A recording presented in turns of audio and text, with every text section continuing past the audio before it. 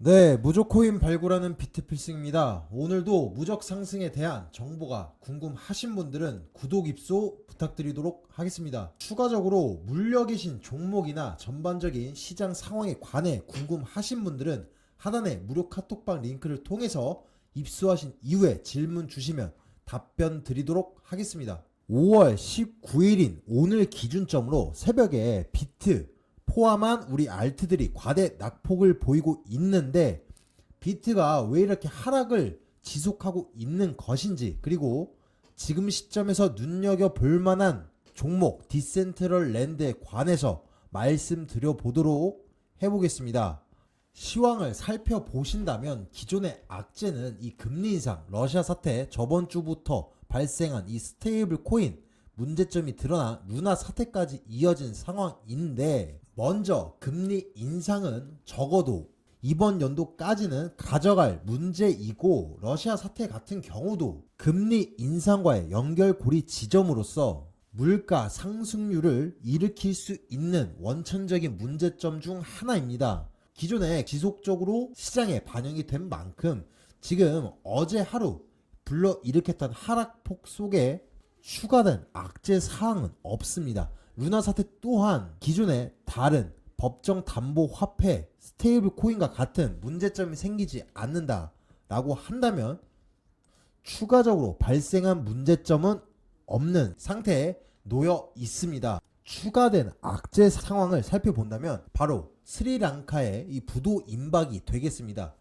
스리랑카에 관해서 한정적인 문제가 아니라는 점 꼭 인지하시길 바라겠고, 이 나라 또한 다른 나라들과 마찬가지로 러시아 금리 인상으로 인해서 자신들의 화폐 가치 하락을 계속적으로 일으키고 있고, 거기다 더불어서 물가 상승도 겹치고 있는 상황 똑같습니다. 하지만 다른 나라들에 비해서 더 급진적인 화폐 가치 하락을 보이고 있고, 물가 상승도 더 급진적인 모습을 보여주고 있습니다. 그 이유로는, 그 주축으로는 중국의 1대1로 사업, 그러니까 중국의 경제 영토 확장 사업을 위해서 자금을 빌려 무리한 사업을 진행하다 보니까 이자 감당을 못하고 있는 상황에 놓인 상태입니다.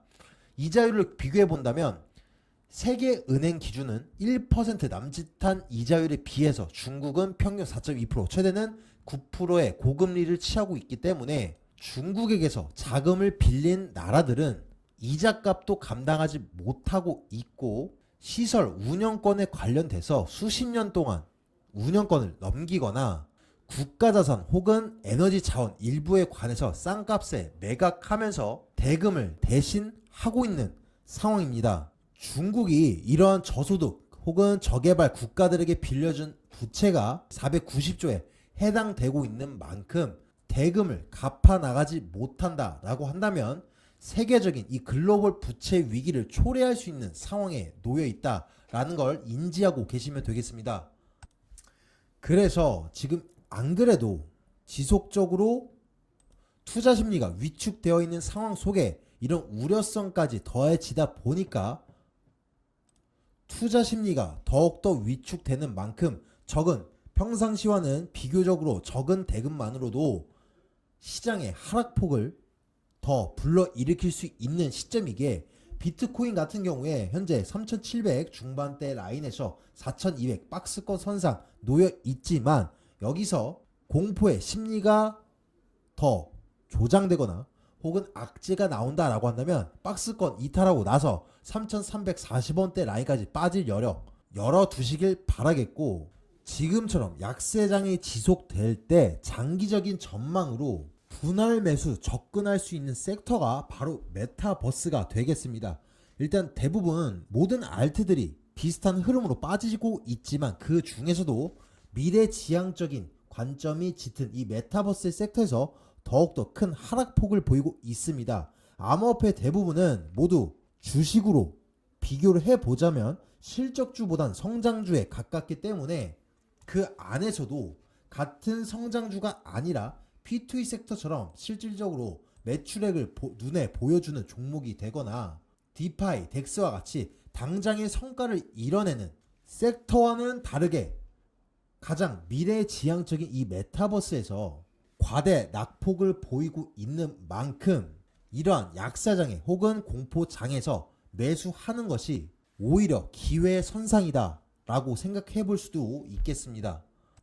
가장 중요한 건 비트의 동량, 아직 바닥권이 확인되지 않고 있는 만큼 비트의 바닥권 확인되고 나서 그때부터 분할 매수 접근하시는 것이 가장 안정적이지만, 지금부터 매수 타점을 노려보시겠다 라고 하는 분들은 적어도 3분할 매매 이상으로 분할하시면서 접근하시길 바라겠고, 목표가는 일본 기준 그리고 4시간 선상 기준으로 봐도 분기점인 선상 1750원대 라인까지 노려보시길 바라겠고, 손절가 라인은 주봉 선상의 장기적인 추세, 이 이평선 122평선 이탈하는 시점 1180원 이탈할 시에 매물대가 동반된 하락으로 인해 이탈할 시에 손절 잡으시고 저점을 다시 잡는 것이 맞다라고 판단되어지고 있습니다.